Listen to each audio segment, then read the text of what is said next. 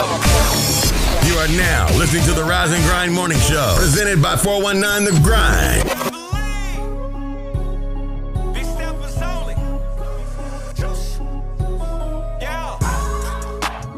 Say what you mean, mean what you say, nigga. Ain't riding with me, stay up out the way, nigga. Ain't got your food, I'm stealing plates, nigga. Swish.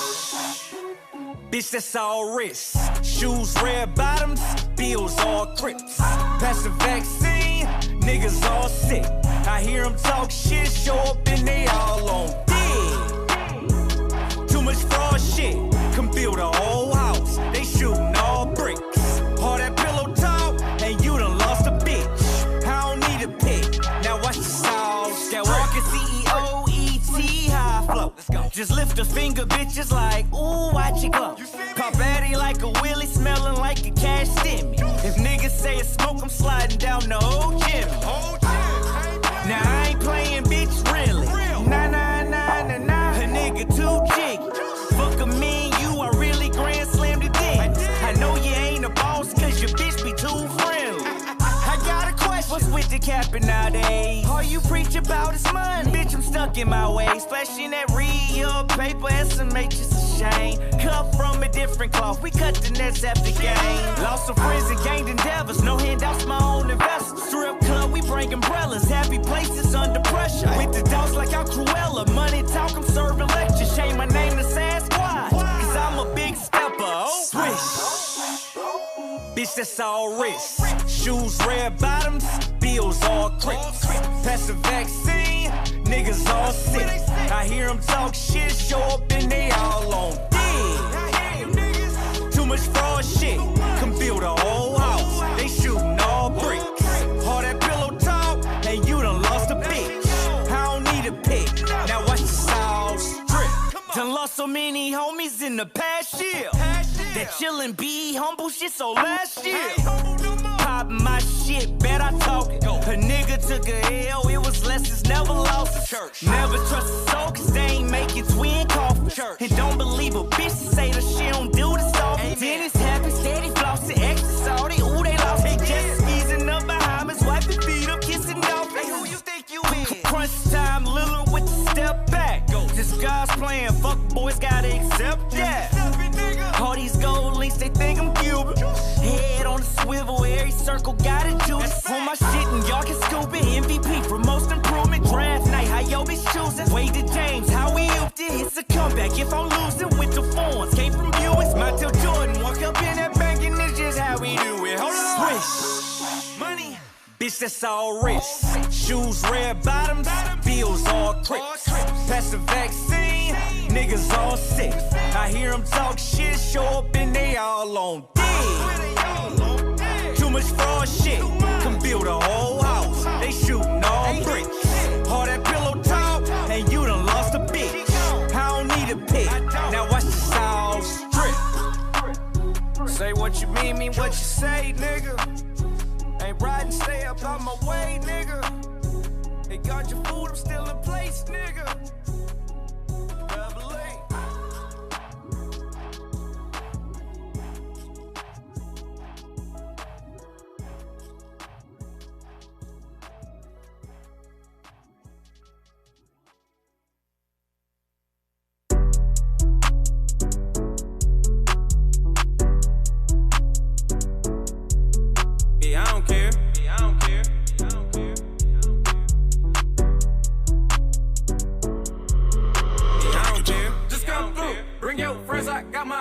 Sipping on hand and do say too. The party don't stop, ain't nothing else to do. Hey, hey, just come through. Bring your friends, I got my crew. Sipping on hand and do say too. The party don't stop, ain't nothing else to do. Hey, hey. You ain't seen me in a minute. I ain't heard you in a while. Nah, girl. Shawty, you should come through and let me see your pretty smile. Come here, bitch. Go ahead and bring your friends. I know y'all want a good time.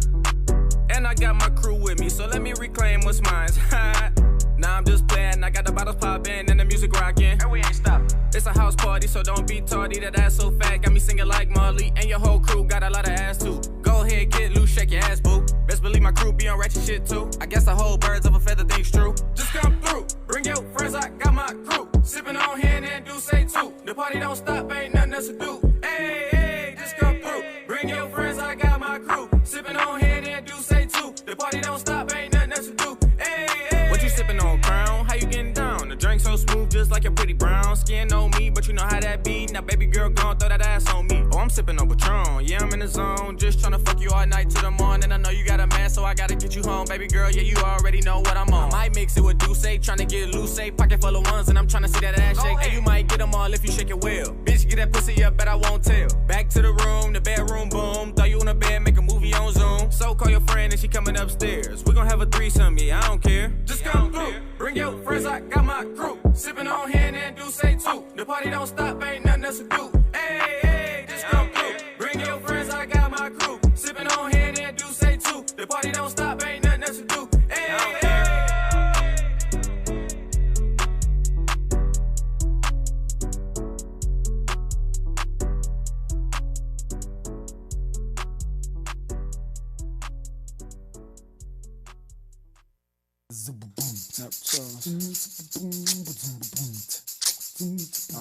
Come on.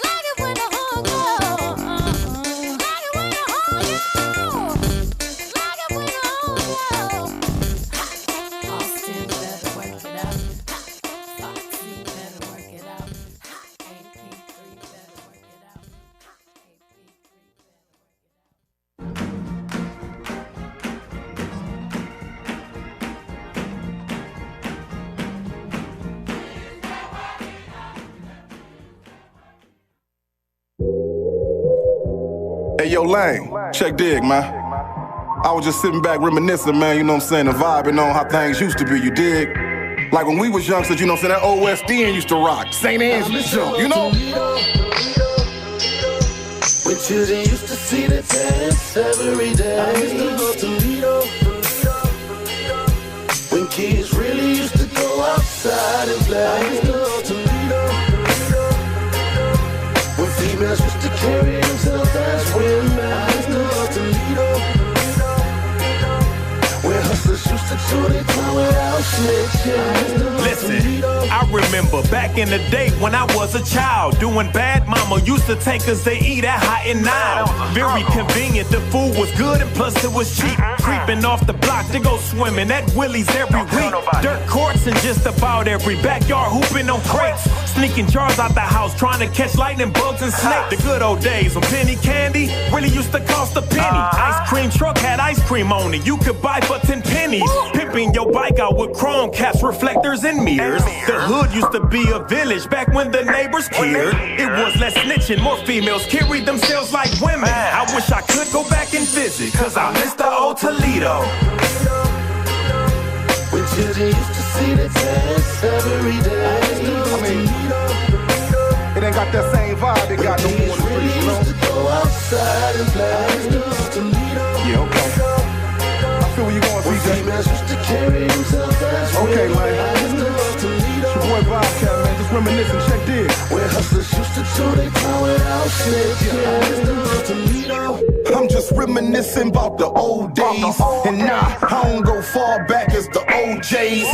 Lane, look, I'm talking late 80s, early 90s. On Auburn up at Peach Rose is where you could find me.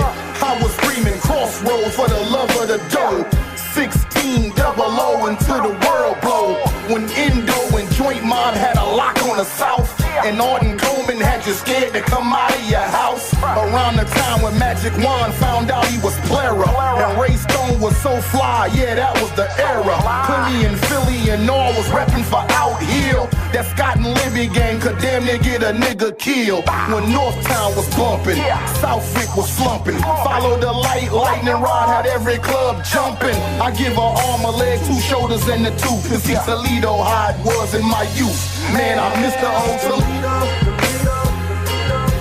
When children used to see the dance every day. When kids really used to go outside and play. When females used to carry themselves as women. Where hustlers used to do their time without snitching. Wake up, Toledo. Wake your ass up. Yeah. You're listening to the 419 Grind's Rise and Grind Morning Show. Wake that ass up.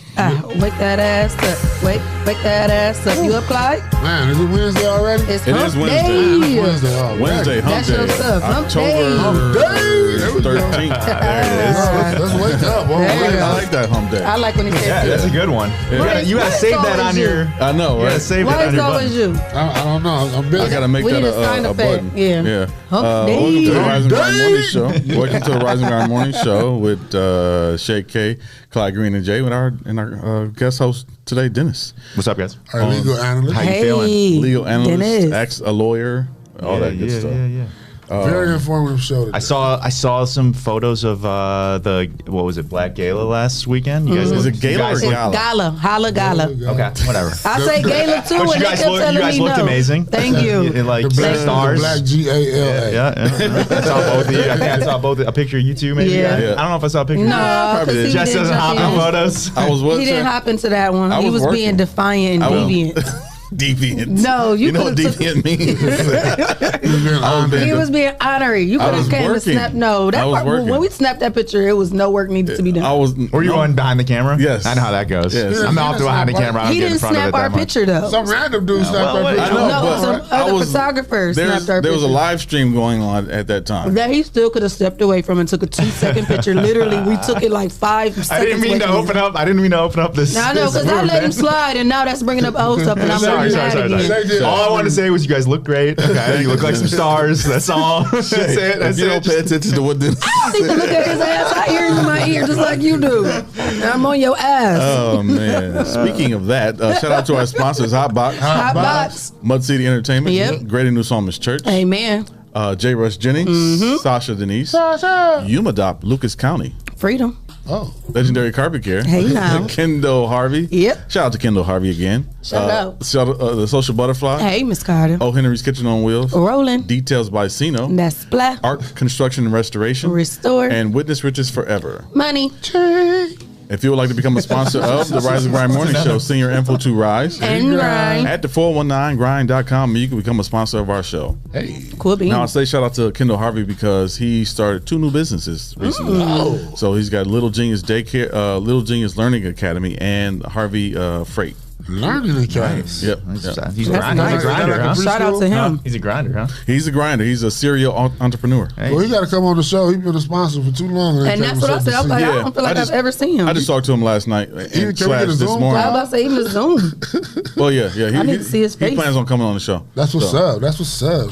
soon. Shout out Shout to out the to him. grinders in the comments. Who we saying got? Good morning. We got Alexis Means. Hey, girl. Good morning. Alexis. Melissa Carney. Carmony. May. Jason. Maybe Stacy Reed. Jen Coffee. Minnesota in the house. Minnesota in the house. You said Tanika May. Tanika May. Miss Carter. Victoria Nichols. Maybe. I don't see Oh, all you said of maybe. Jesse Coleman. Oh, wow. Dr. Noel. Jesse's watching. That's amazing. How y'all doing, Tony? We got Tony. Hey, Jay Rayford. in the building. Good morning. I got no sweatshirt on today too. Oh, you wore yours? I wore mine last Friday. Said thank That you look for nice. the real pronunciation. Who? What you on TikTok?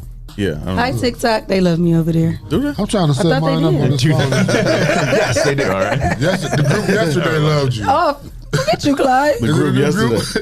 It's the same group. They come on every day. That's crazy. Well, tell Shae y'all love her. Hi, love you All right. guys. Good morning. I was playing the episode of y'all in Atlanta in my office yesterday. Oh yeah. What? In Oh, in Atlanta, we did Atlanta? the Atlanta yeah, show. yeah. Where I missed it. With RC RC and Sasha. and Sasha. Yeah. Mm-hmm. That was a good episode. Morning, Jason. Top of the morning to you, Grand Rising. Grand Rising. That's the red flag. Why is that a red flag? I seen that. I don't like know. saying I that. don't know Rich why. Rising, Grand Rising, whatever. I don't know why they said that's a I'm red flag. Six Flags, okay? I'm a Oh. Scorpio, and we are the Six Flags that y'all think y'all see when y'all see the red flag. About to be Scorpio season. It's about to be Scorpio season. You Look, she already said know. it like that too. Like that. Voice got a little Scorpio, deeper. Yeah. You already know. Dennis is a waiting Scorpio. on you My- for Yeah, this Yes. season. My brother is a Scorpio. Did y'all do birthday plans already yet?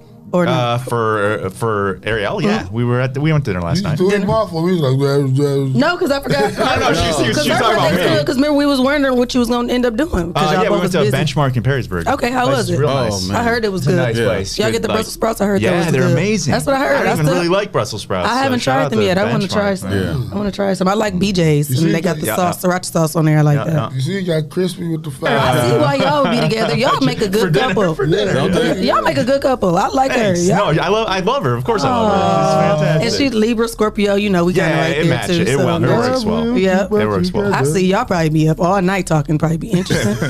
I mean, it's like you said. I thought that the description of Scorpio was really good last week when you were talking to her. You were like, Scorpios, it's not like we're secretive necessarily. Right. We're just listen and not offer things. Yeah, yeah. Which is like, that's like a very, it's That's like how a fine Kansas line, are but you're too. right. Yeah. Yeah, chances are, too. because the people do call us that, and it's like Right. I'm not that, but I just feel like since you're so open to us, don't expect us to be so Yeah, open back. yeah. You gotta ask. Yes, so he might need some. So, like, yeah, I think that's a good way to describe it for sure, and it's really good for my career because, like, if my job is literally just to find things out about people, Right. and then like exploit them. Even with me, I'm like, dude, I do this for a living every day. I'm asking questions. Yeah, no, that's right. it's So I would like asking to listen sometimes. Yeah, and I like that. And I like the fact that people confide in me because I Yeah. be knowing everybody business. I'd be like, I did not even sign up for this, but I'll Yeah. take it to the grave. I'm good with that. So that's I'm cool. glad you had her on.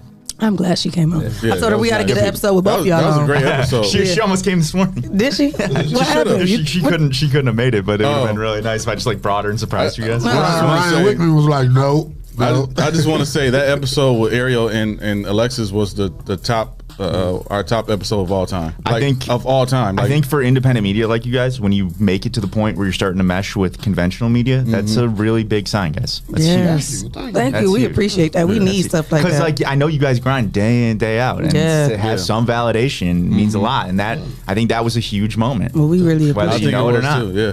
No, because I looked at the numbers. Like even like on iHeart. On what's the other one? Spotify podcast. I mean Apple Podcasts. Yep. Our top listening show. Like on Facebook, our listeners was like 138 or something like that. But overall, it's like over 1,020. So wow, give yourself a bone for that, Justin. Give us a bone. Everybody get a bone for that. Yeah, you get something for that. That like means a and lot, share you know? this live, grinders. We really appreciate y'all. Yeah. For real, we repping for the 419 up in this piece. For the 992,000s. Yeah. So I hope that thing that kind of refills you guys' gas tank a little bit. It did. I needed that. I needed that. You know, it did. And amongst other things that happened over the weekend. You got it, guys. Yeah. Keep going. Shout out to Yuma, Lucas County. So freedom. Shout out. And speaking of freedom, currently the weather is 61 degrees, and we will get to a high of 75 degrees. It is not showing any rain right now. It will be partly cloudy. The sun probably a peak out around lunchish. That's when it says about 12 to between 5 that we'll see a little peak of the sun. We will be expecting high rains tomorrow and Friday and Saturday. So rain? So enjoy today, even though it'll be partly cloudy. I didn't have any traffic problems. Again, it's hump day. It might be a little bit slower today because my daughter, she's in junior high. They didn't have school today. So I think they have some high school testing. So and ACE had a 2-hour delay. So some schools might be on a different schedule today. So that might free up some of the lanes and some of the traffic today. How was y'all way today? Did y'all have any issues? Traffic's always miserable downtown. Okay. Yeah. Coming from start. Well, it flowed pretty cool today. It was better today than it was yesterday. Y'all took the streets? Mm-hmm. Okay. I think TPS got a 2-hour delay on Friday as well. Then we confirmed that. We confirmed that. Yeah, so remember that too. We'll remind y'all as well. But what's up, Dennis? It's your world, dog. Speaking of confirmed, before we get into Dennis's trending topics, Kyrie, the Nets have said that Kyrie Irving, I had that. cannot play this year if he's not can't practice or nothing. Yeah, can't practice or play. Yeah. So here we go, home or away. Here we go, right? And this is happening to people all across the United States in much smaller, not with as much focus on it. But this one will be a flashpoint for him for sure. So I don't know what he's going to do. Maybe he's got enough money to just take a stand and be like, you know what, I'm just not going to do it. Yeah, but enough money for now, and you got responsibilities. What's going to happen when no NBA team is going to, picks you up? Well, maybe another team will. Is he up for retire? He can retire. He can retire anytime. Maybe he might do that and start his own business. He's still got some. He's still young. He's still got. Maybe he might open up a business. He's not even. I think he's like just turned 26 or something. Damn, that's it. Yeah, he's young. He's young. Yeah, he came because he came when he came out of Kyrie Irving. Yes, he played 1 year at Duke, and then went straight to the NBA. I thought he was my age. No, he's younger than Damn. you. He's in his prime. So this is like this is a big. I'm pretty sure if he's not doing that, he coming up with some type of mastermind. He got a team that's gonna make sure he together to do something. I don't think nobody gonna want to deal with it. Probably not. No. I don't think nobody gonna take a chance with him and deal with it. No, I said start his own business. Oh, he's probably. I imagine he's got money. Yeah, that's what I'm talking about. He's got I'm money. saying, so if he retire, I'm pretty sure he's gonna have something. The thing is, at that level, like a lot of athletes, rappers, musicians figure this out the hard ways. The more money you've got, the more you've got to lose. And so you build up these like apparatuses where you got to pay a big house payment, a bunch of cars, whatever. You got all this stuff, and by the time you start losing money, it's too late for you to catch yourself. There's no parachute. You got more going out than you got coming in. That's right. So you got to keep feeding that machine. Yeah. And so I don't know what that means for somebody like him. He's going to lose. I think it was 15. It was 15 million, I think it was, or something like that. Yeah. For the year. Yeah. I lost 50 cents yesterday. And was upset. I know. Jeez, I lost them 2 quarters. Damn. Yeah. Right. So millions. Kyrie, you got some decisions to make. Yeah, that's right. Well, he's making them clearly because he ain't still. He really needs to make a decision. Like now, am I going to play this year?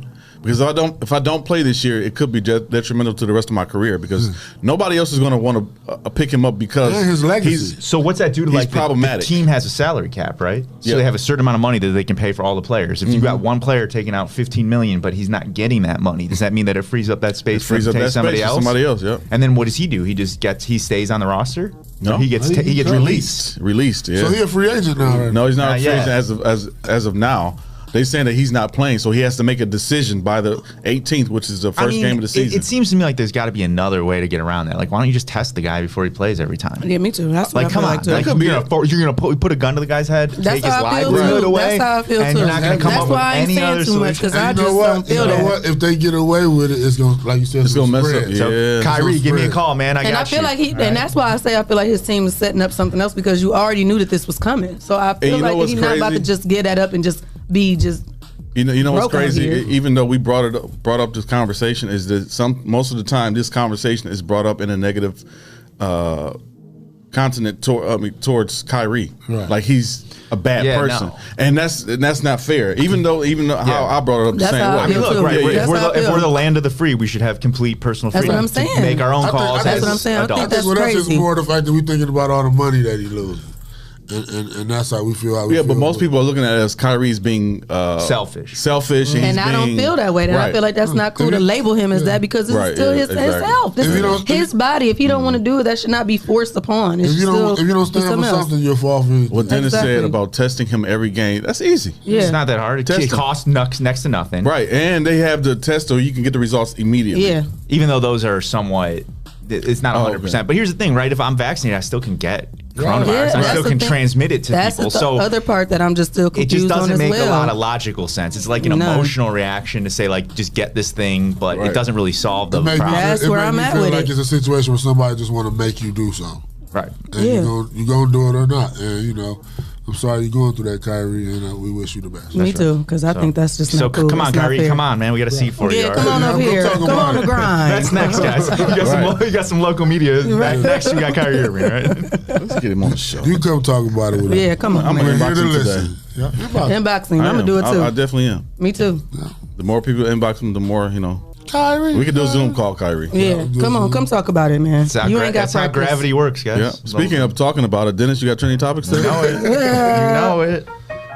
It's trending topics in Toledo on the Rise and Grind Morning Show. Hey. Don't try an A and then look at me. Right when she takes a bite. Now why she got that cookie over there? You want to say A and make direct eye contact. Hey, what about you not in that picture? You want to Take a sip of my coffee real quick. So I'm going a little off script first here. Uh-oh. But some weeks ago, we were talking about this whole Gabby Petito thing, right? Yes. All right. So last night, the coroner for I think it was like somewhere in wherever her body was found, the area where her body was found, came out, and they originally had said right away, really early on, that it was a murder, a homicide.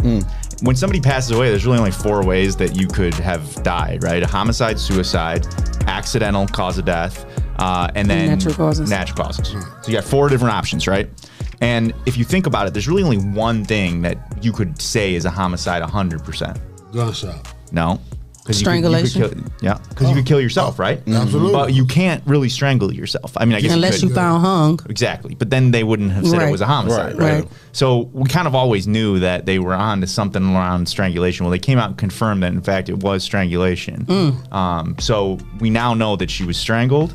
The guy, Brian Laundrie, who she was last seen with, fled in her vehicle, took $1,000 out of her account, and has not been seen since. Still ain't been found. So And I've heard his father has joined the search for him. I heard something like that. Or was her, it Her sister? father it was already. I mean, And wasn't it his right? sister? I think his sister too One- told one him of to his- come out too. one of his family members members. joined the search as I think it well. was that I didn't hear, but I that's think not his sister surprising. made That's a good. comment At least saying- somebody had enough of it, because there's also some weird aspects to it. Like the family was seen with Brian Laundrie before he disappeared. Oh. In a park, like. They apparently found some sort of campsite that they believe was his. So, I mean, I don't know how you disappear in this day and age. Like, I mean, Right. he only had $1,000. That's what he took, which he's been But probably gone for because like weeks now. Because then they say he a pro in the nature. He might probably have you a don't need to flip spend game, no too. money in the field. So he's like out there he probably hunting eating and squirrels getting and, rural with birds and nuts and having a castaway moment. Found a Surviving, coconut. Yeah. Well, it definitely would seem that he's not very innocent. If Lost you're running in the away. fray. Like But that. I said that from the jump. You did say that I from the said jump. that from the jumpity jump. No. And no, maybe he just wants to go relax his mind and So what? meditate. They're not gonna tell us he's guilty till they catch him. Well, you know the thing Well, you is, can't. Yeah, you crazy can't. though is they say haven't that. even charged him with murder yet. Yeah. Which a lot of people are like, well, okay, now you know it's strangulation. You know he was the last one that was seen with her. Why wouldn't you just charge him with murder? But the reality is that just because they have those factors, there's only speculation that he did it. I mean, they don't. But have that's crazy because I just feel like if it was one of us, it's over. I've never heard them holding out on saying that somebody was. Well, you know, the cops murdered. they always once they finally get out, say, well, why did it take you so long to talk to us? So, And then maybe he will confess. At which Maybe. point, then they've got this thing tied up. I mean, they have to be a little careful about making getting out accusations. before, getting out before they actually have all of it together. But it is a little weird. That's I mean, so you weird. would think that. And you they got have Dog some- the Bounty Hunter on his ass. Yeah, but I heard he had to. Yeah, he got hurt his hurt? foot. And he had to stop. What? He hurt his ankle, so How he the had hell to. he hurt his ankle? he We like was counting 62. on him. I was counting on him. I was rooting for him. He Yeah. still might do it. You never know. He might bring it home. He like 62. I thought he said he felt the spirit nearby. He probably did. In his curls. But he hurt his ankle, so he can't, he can't do anything about it. Damn, dog. Yeah, and I watched his interview with the parents of Gabby Petito, and they were saying basically like, why wouldn't his parents, Brian Laundrie's parents, say something to us about what happened? They haven't said a single word. Oh, haven't they ain't helped talking at to all. them? No, they haven't helped at all. So- They've reached out. The family of Gabby Petito has reached out multiple times to try to get some evidence, and the other side will just hasn't responded to anything. Is there a possibility they could have a sealed warrant and charges? It's possible. FBI does it all the time. It's possible. Let's And we wouldn't know that, of course. Right, But and we wouldn't know till they hit the fan. There's usually a legal reason as to why we wouldn't know that there was a charge. They charged him so far with Okay, I see what you're something saying. related to the debit card, like Right. theft of the money. And that's just an easy charge. It's easy to prove. They have probably a video of him going to an ATM. It's enough to hold him. Yeah. So, I mean, at this point, there's really no reason to put the cart before the horse. Not to mention, this is such a big story in the public eye Right. that you don't want to mess this up. Right. High profile as they come. If y'all was his parents, would y'all be talking to her parents? Or would you be 100%. feeling like, no, I 100%, got yeah. my son back? No, I will be talking because if my son does something wrong, I want him to be safe first of all. Be safe so nobody else will try to do something to him. Yep. And turn yourself in. So, I don't know. It's tough. It depends. That's what I'm saying. It is tough. It's though. tough. Because parents be taking their kids' side, and they That's what I'm saying. And we don't know the type of relationship they Yeah, had but- prior to this right. too. They might have not liked her and her parents That's true. in the jump. Yeah. Yeah. even though I would still give some kind of communication, but I ain't talking to her every day. Now y'all can leave me alone. I don't know where they at. I mean, if that's true. If Right. that's true. If But that's I don't know if that. It If just seems unlikely. if they're not talking to her parents, to me, they know where he's at. Probably so. Yeah. I And it feel just that. doesn't seem like there would be another scenario where like he leaves her and then she gets strangled by somebody else. I mean, it's possible. But this ain't We can't Netflix say. for real. Well, a lot of those Netflix shows I are know based on they real are, life. but right? it's just That's like, true, yeah. damn, I still couldn't see that one. I Like, think what's really important here, and I'm not defending Brian Laundrie at all, is that we just sort of let the chips fall where they may, because we don't really know. And it could have been something crazy.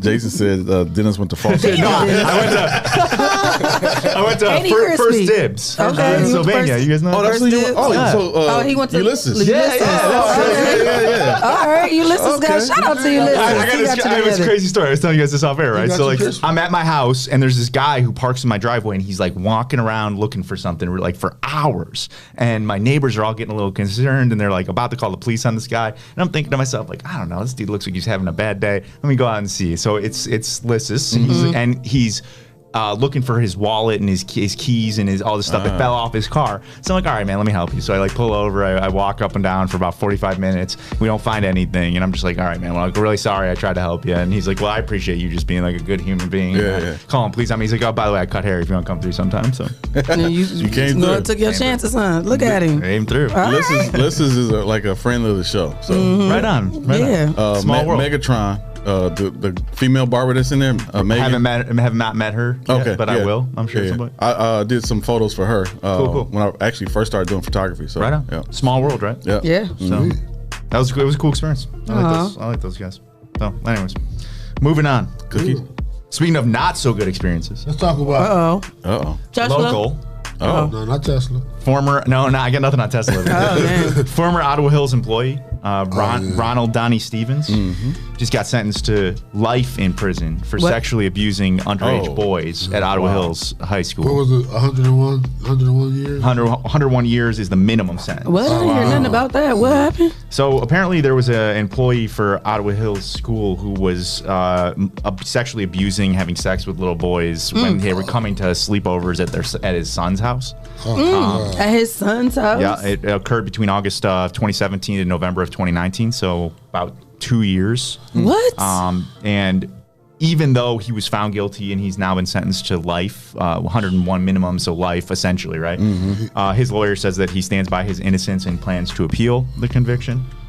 Which, I mean, at this point, he has really no choice, right? I mean, he's going to jail. If you convicted of something like that, they had to have some kind of... I was about to say, didn't they have evidence? Oh, yeah. There were victim impact statements from these boys. There was, like, images that he had sent. See, like, it was... So how can you appeal that? He might not even make it to that appeal. You got to understand that appeals are not based necessarily always on whether or not somebody is technically guilty, right? It's, like, more about was there something in that process that in some way corrupted it or had... What? Yeah, like... for example, somebody might have said something the wrong way, or a juror may have seen something that they weren't supposed to see, or they may have based their decision on sympathy instead of the facts. Like, it's in that type of case. Yeah, I mean, people who are actually guilty, right? So there's like always a difference. People always ask me, like, I don't do a whole lot of criminal defense, but what I do is usually a really high-profile criminal defense. And when I do it, people will always say, like, how can you do that? How can you represent that person? I say, look, there's a difference between legal and factual guilt, right? Just because somebody is factually guilty doesn't mean that they're legally guilty. So, like, I might know that that person is guilty, but the law can't prove that they were, and I'm okay with it. And I'm okay with that. Honestly, I'm totally fine with that. That's if a guilt, I would rather let a guilty person go free. But I mean, in that type of thing, though, when you got pictures and you got... Well, I wouldn't, first of all, I would never take this case. No, okay. Right. I was on this case. I'm like, wait a minute. It's kind of like the OJ case, right? Yeah, exactly. Because so you would take that case? Yeah, sure. So here's the thing. Here's the thing about it, right? I would rather let a guilty person walk free than an innocent person sit in a cell. It's just it's a philosophical thing. Yeah. That's deep. Say that again. Right. I would rather let a guilty person walk free than an innocent person sit in a cell. Damn. It's just a simple thing. Like, I will sleep better at night knowing that a guilty person's free on the street than if I knew that an truly innocent person was caged up. I agree. I mean, it's That's a tough but if you have to make the call, right? Which one you're going to choose?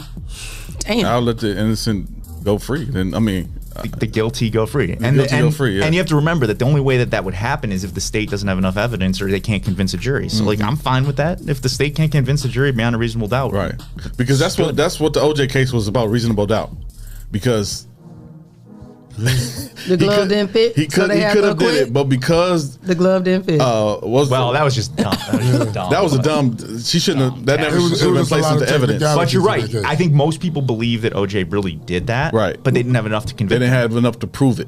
So I'm fine with that outcome. I mean, do I love it? No, but I'm fine with that outcome because every year in this country, people who are truly innocent sit in a cell. Right. And then when they're found to be like wrongfully convicted, they get like $18,000 a year, $30,000 a year. It's how? Yeah. I know. He didn't get that much money at all. That was crazy. He said in prison for 20 years. I was about to say, Carl and Wayne. Yeah, Wayne Brady and Carl. Yeah, Carl Willis. Brian Duggar will be here tomorrow to talk about that. But that's so great. But I find it crazy, too, people that really are guilty and you get set free and then you do something stupid again. Well, I hear you on that. Well, that's what I know. But again, that's what I'm talking about. He ended up doing something stupid again. If they really were that guilty, then the state has a job to do. And if the state doesn't do their job, then people should just be free. And you should stay out of trouble. Well, yeah, of course. I'm not condoning criminal behavior, but like at the end of the day, the state's putting people in cages. They're taking away people's freedom. If they're going to do that, they better hit a very high bar. You're right. There's a lot of people doing other people's time. There's a lot of people. You're right. You're right. When you say it like that, that's just tough, though. Tony said OJ did not. Tony, come on now. This ain't the conversation. She said Cato did it. Come on now. Tony. Antoinette says OJ didn't do it. Yeah. And she watched the whole trial, even the boring. She said, just kidding, but OJ. Tanya said he did that. Okay, no, she's still saying he didn't do it. Tony. Well, he did that. That's the thing, right? We don't have an answer on that, and well, we don't know, right? Nobody really knows. They tried it, they lost. And remember, a trial is just that. They're trying something. Yeah. You try, you fail sometimes. So, anyways, you got to pay attention to that word. Hey, you know, Tanika, you know they're trying to protect Ottawa Hills. That's why it's not a big public That's case. what. Look, I was saying that same thing too. Trying to protect that neighborhood. That seemed like that would be huge. I didn't even hear about it. The reality of it is, they are going to have to probably pay out a very large settlement for this. They let this person be there. The question is, what did they know? When did they know it? How long did they let this thing Then happen? I feel bad for his son. Like, I know, right? And his wife works for Ottawa Hills still. Damn. She was a special ed teacher or something. She's on administrative paid leave right now, but like she works there. Oh, because of the investigation. Yeah, and honestly, in these situations, like if the wife really didn't know something, then she's a real victim here because she's now pulled into this whole thing. Her life's thrown on her head because she knows. But the question in this case, which is really interesting, is did she really not know? Apparently, he sent her some sort of letter from jail and asked her to burn it, and she did in fact burn it afterwards, and it had some sort of weird coded messages. So they're suggesting. So there's a big question as to whether or not she knew what she knew, when she knew. For 2 years she called him like, Even that's one thing about the son. Like, you having kids spend the night over and what you waiting till your son go to sleep, or ain't nobody said nothing to him. Like, or maybe he was in denial because he was a kid. There's no justification, but everybody just needs to take a lesson here: is that no kid's really safe. Like, you think that they are, depending on, like, I'm sure the parents who sent these kids over there were thinking they work for Ottawa Hills. I'm in this nice community. There's nothing that's going to happen, and it's not the way it goes. So the takeaway is you need to watch your kids, know what they're doing at all times, and be a little skeptical of people out there. You got to. Yeah, that's crazy. So, anyways, 101 years, life essentially. I'm glad he got what he deserved. Yeah. Oh, he gonna get it in there. Yep. I'm glad. And the judge that sentenced him was a guy named Eric Marks. Very good judge. He used to be a public defender for a lot of years. Shout out to him. And he really let him have it. So, made the right decision. Yep. Nope. Not an easy thing to do, but it's the only way to do it. And there was protect them kids. And all those kids came out, and I give them a lot of credit for this. They did victim impact statements, which prior to sentencing, they come out and they say, "Here's my experience. Here's what this did to me." And it's not easy to do for victims, especially as being a kid. And it was boys. So, anyways, moving on. Praying for the family. Yes. So, moving on to talking about secrets, right? So this is like something that's out of like a spy movie or like Netflix, right? So this Maryland couple used to work for the Navy, I believe it was. NCIS, and they had all of these nuclear propulsion secrets for like these nuclear submarines, and the FBI caught them up trying to sell them. So they're now on trial. Treason. Yeah, something like that. Money. So they were arrested over the weekend. Apparently, they sold a bunch of secrets to these undercover FBI officers in what they call dead drops, where they'll like drop USBs and then somebody else will come get them. Something out of like a spy movie or something. So they're trying to detain them now. I think they're going to remain in detention. He worked for the U.S. Navy as a civilian, and then his wife was a history and English teacher. And they were trying to sell this. They're facing up to 15 years in prison if they plead guilty, based on similar cases where government scientists had sold secrets. And who were they? What country or people they was trying to sell it to? They're trying. Well, that's a good question. They don't say that in the story whether or not it was another country or not. You have to assume it would have been a foreign power because they're not going to sell it to like ISIS or something. I don't know. But you have to assume it was some foreign power because they're not going to sell it to themselves. Right. So, like, I imagine the FBI officers were acting as if they were from some other country, Russian or whatever. They tried to sell them. They were trying to take us down. They got caught. So they're trying to get some money. There you go. That's what it was. Sometimes it's not even about like you love your country. It's about I love money more than I love anything else. Well, they turned their back on their country. Yeah, they did for money. They deserve what they get. And they only have up to, I think, like 15 years is what they're expecting to get if they plead guilty based on other cases that are kind of similar. So, you know. She was ride or die, huh? And a lot of people would have died, obviously, if somebody got a bunch of nuclear secrets. Right, yeah. Damn. Anyways. Your people ain't your people. Yeah, it be your own people trying to get you caught up.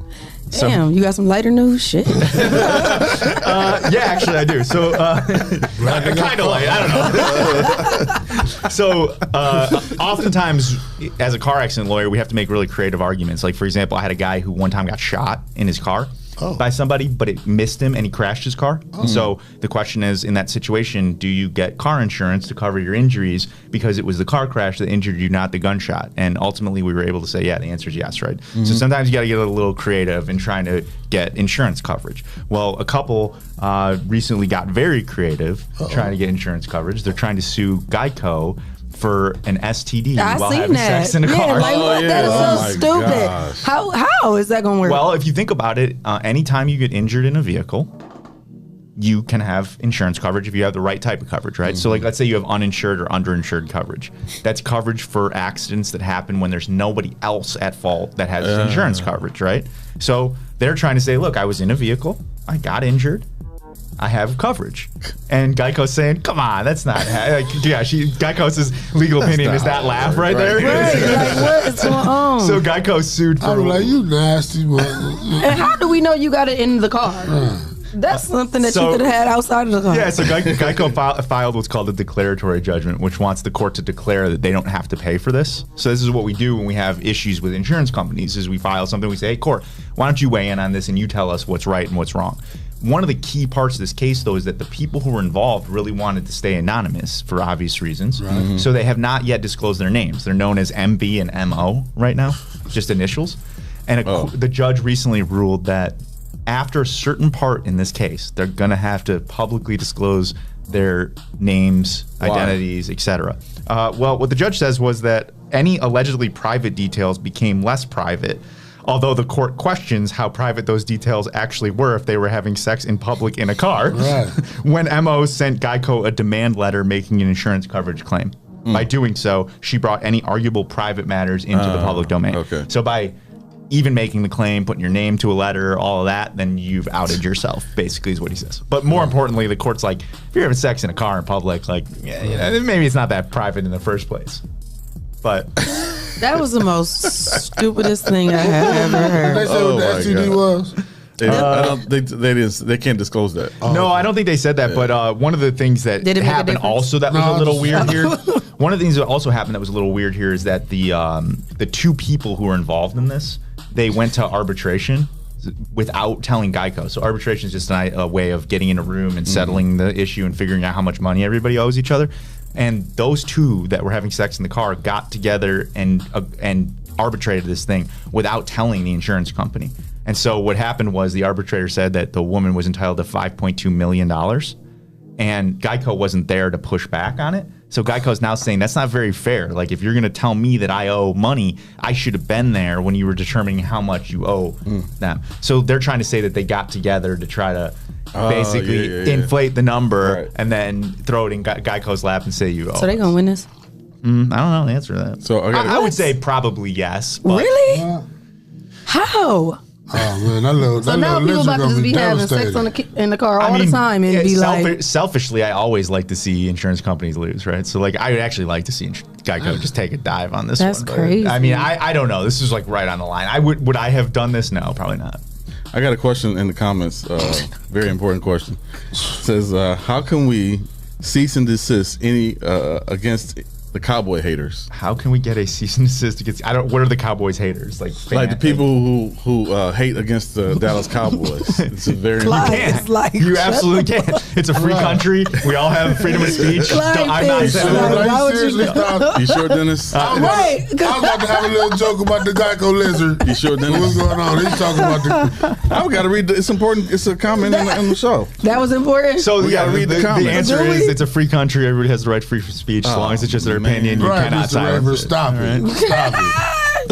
Jeez Louise. Oh my God. Damn, so that's why people get it. That's so you can catch an STD Dewan said great question. Good. I'm still on this. That you can really catch an STD in the car and you can sue the insurance Well, we're going to see what happens. This is like the first time that we've seen a case this high profile actually go to a decision. And what I state suspect, is this? I think that's a good question. I don't know the answer. You said Maryland? No, I think that was the one that sold the whistle was I think. Let's see if I got that in here. It was a Hyundai Genesis. Oh, not sure that matters. I don't know. That's a nice car. That is. That is a very nice car. I don't know. Very nice car. My panties come down too. Well, you know the other. This is a morning show. I'm just playing. It ain't a Rolls Royce, okay? It kind of looks like a but now if we're talking about a Rolls Royce. Yeah, I don't know exactly where this was. I'm not sure if it's. I assume it's in federal court somewhere. Would be my guess. We're gonna walk out the show today. There'll be all kind of Genesis in the parking lot. No, that Genesis. I didn't see the Genesis after I got my car. It don't cost as much as I thought it would have cost. I know. That's why I was like, wait, this like, dang, I should have waited to try and get that Genesis. I know, but that's a really it's a really nice car. It's the luxury Hyundai. Yeah, it's no, really nice. Did Lance drive a Genesis? No. Around the parking lot. Oh, huh? No. She's like, I would have known. All the Genesis in his driveway. in the 30 mile radius about to pull up here on Shae. Huh? All the Genesis in the 30 mile radius about to pull up in the parking lot. When I go out, there's about to be 50 of them out there honking their horns. I'm gonna put my cash app on each one of their windows. So yeah, I don't know. I'll follow up with that one. I will let you guys know what happens. My guess is that they are so afraid of having to publicly out themselves on this thing that they're gonna settle for a very small amount of money quietly and move on. Right. Jason, get off of here. please. I can't see it. What's his name? Oh my God. All right. Great sense of shit. Right. Great sense. It's not in Ohio. That's why I asked what state was it in. Different states, different laws. Well, yeah, or but insurance don't matter. yes, that's true. But every insurance policy, more importantly, is different. Right. So like, there's no one size fits all Exactly. for this situation. But in any event, this will be interesting. Also, another weird ripple in this that Geico is arguing is that, okay, let me try to unpack this. If you are responsible for hurting yourself somehow, let's say you're texting and driving and you crash, or somebody even hits you while you're texting and driving, but you weren't paying attention, in some states, you're just not allowed to sue somebody if you were more than half responsible for your own injury. In some states, who tells that though? I was actually they can find that out. Yeah, the police report, or you look get your investigation. text. Yeah, you get the text report and you see when people were texting or whatever. You can phone. That happened actually when I worked at MedCorp, and we had a driver who was texting and driving, got into an accident. This is back in like 2000 when they had the little. You had to press the number 3 times. Yeah, and they found out back then. So this is gonna be a little bit of a long walk, but it'll make sense when I get this. So in some states, if you're more than half responsible for your own injury, you can't sue the other person at all, right? So if you're 51%, you're out of luck. In some states, they say, hey, look, if you're 80% responsible, you still can go get the other 20% from the person that was responsible. It just depends on the state, how they handle that. Wow. In this particular instance, Geico is trying to argue that the people themselves were responsible for their own STD because they were having unprotected sex. This is true. That is true. So that's their argument. Can you imagine being a lawyer having to argue this thing? Should have worked on that. Went to law school, spent all this money, and this is what I'm arguing about? Is unprotected sex in the back of a Hyundai Genesis? It's pretty roomy too. So, anyways, moving on to other questionable lawsuits. Okay. A lot of times lawyers will go to law school but then not practice law. And this one guy in Massachusetts, Hull, Massachusetts, he was a lawyer, but he was working as a rideshare driver at the time. I don't know how you fall from grace that much, but like Lyft and Uber. Yeah. So like he spent all his money on law school only to go be a rideshare driver. Don't know how that happened, but whatever. And side hustle maybe that's what it was. So as he was driving somebody, he got boxed in by an Amazon delivery truck, and he was unable to move for, I think it was probably in the tune of like 3 minutes, I think was what the story said. That probably felt like 30. And so he asked the people to leave because he had a rideshare driver there. He was on the clock, so to speak, right? And the driver said, hey, look, I'll be in and out. Just wait a second. Okay? I got this Amazon delivery I need to do. And so the guy wouldn't move. Finally, they got a little bit testy with one another. And he said, if you don't move, I'm going to tell my boss. The guy said, I don't care if you tell my boss. My boss is not going to care. And got into a fight with him, only verbal fight, and then finally moved. And now the lawyer who was the rideshare driver is suing for $150,000 for false imprisonment. False imprisonment? Yep. What do you mean false imprisonment? Basically like kidnapping? Because he couldn't move his car. So that was false imprisonment You're a lawyer. for 3 minutes? What's the terms behind false imprisonment? That sounds so broad. Well, it depends on the against their circumstances, will. but usually it's confining somebody against their will to a bounded area. Basically kidnapping, right? More or less. I mean, like, for example, if you stop somebody from leaving this room, Like, then Dennis, you have you're not falsely leaving. imprisoned. You are not leaving. Right. Or like hold somebody down or put them in a cage, or I mean, it can be a whole bunch of different stuff. A lot of times this happens when people are at a store and they think that they stole something, so they put them in a back room and won't let them leave, and then they find out that they didn't actually steal anything. Right. We've had situations where even kids have been strip searched in those circumstances, and then they didn't find anything. And in that case, yeah, all right, you falsely imprisoned that person. Right. And so, but that's not even close. You know? He got a case? He said you're not going nowhere until I deliver my package. Just hold on, brother. If anything, I was suing for lost wages. It was 2 or 3 minutes. Lost wages for 2 or 3 minutes? Lost wages. You didn't even make I'm saying, if false imprisonment is just a far reach. What lost wages, I lost, a ride. Did he lose the ride? No, I don't think so. At least it didn't say. He was, for it was 3 2 or minutes, 3 you're paying minutes. for the hour. You didn't even make a complete hour. His client could have missed their flight or anything, like wherever they was taking. They could have for 3 minutes. 3 minutes. What city they was in? What's the what? What city they was in? Hull, Massachusetts. Oh, that's not There was no traffic. No traffic. None traffic. No. None. Does he have a case? Maybe. Is he going to get a lot of money now? No. Yeah. No. That's my opinion. He probably get covered out. He got to go to Judge Judy with that. So. Speaking of Judge Judy, I know what you about to say. So the bailiff, who was on her show is not on her new show anymore. Yeah, he said he had no idea that she was even coming out with a new show. Mm-hmm. Damn. It's cold out there. He didn't get cast for the. Maybe he wanted too much money. Yeah, he didn't even get it. He said he didn't even know a new show was coming. So how could he ask for? He wasn't in the plan. That's crazy though. They was talking about his back. What's his name? Bert. Yep. Mm-hmm. Nah, that's why it's important to have your paperwork right. He could have been a mess behind the scenes. I don't know, Bert. That's true. He could have been. Yeah. But we just going off his side. Judge Judy ain't said nothing yet. She feel like it's beneath her. I bet she feel that. Right. Damn. All right, I got one more. Okay. Speaking of having your paperwork right. Oh, shit. So you think Disney's probably one of the best at making sure that they're protecting themselves, Absolutely. right? Probably not, because Walt Disney, he went bankrupt a few times. Yeah, well, he's a weird guy, too. Yeah. I think racist and anti-Semitic as well, but whatever. And that mouse is a hustler. You go to Disneyland, he's taking all your money. But anyway. He's still traumatized from it's like, oh man, that guy shook me upside down. So back in the 50s, early 60s, there's a guy named Jack Kirby. Okay. Jack Kirby was an illustrator. He's responsible for drawing characters like Spider-Man, X-Men, The Incredible Hulk, some of the biggest Marvel characters ever, right? Mm-hmm. And when he died, his estate began suing Disney to try to terminate the copyright for those characters, which would have been worth untold amounts of money. Right. Damn. And ultimately, at the earlier courts, the lower courts, Disney was winning every time because the courts were saying, "Hey, look, when you do something for hire, a work for hire, it's called in copyright law, that means that the person who hired you owns that copyright." Mm-hmm. Nowadays, when you do this type of stuff, like let's say you're a producer and a rapper wants to buy your beat. If you've already produced the beat, it's kind of hard to say it was a work for hire. But if you hire a producer and you say, hey, go in there and cook some beats up, you can pay them a certain amount per beat, and then that'll be a work for hire, and then the rapper owns it if you do it the right way. Well, in this case, back in the 50s, 60s, Disney didn't really tighten that paperwork up enough to make it very clear what was happening. But the court was saying, look, you guys hired this illustrator. You guys own all the things he created. Okay. However, in a really rare turn of events, the United States Supreme Court decided to hear that case because they weren't convinced that it was work for hire, and Disney got a little shook, and they blinked, and they paid the estate what they estimate was tens of millions of dollars to settle it so they didn't go to the United States Supreme Court because they were afraid that if it went to the United States Supreme Court, they were going to lose the copyright to Spider-Man, X-Men, Incredible Hulk, and all this stuff. So fast forward to more recently. You've got the estates of other illustrators for Disney who are now suing Coming Disney. out of Disney. Wow. For Iron Man, Loki, which I don't really know Loki. Loki is Thor's half brother. Okay, and then Doctor Strange.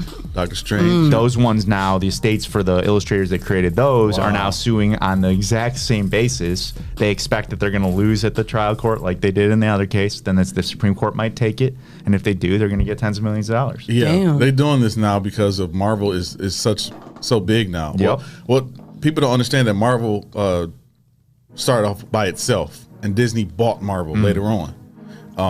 Loki is Thor's stepbrother. Doctor Strange is one of the characters from the Avengers, who's coming out with another movie next year. So that's also probably why. It's like They get all the rights to like who got Marvel? Hulu or Netflix or both of them? Disney got Marvel.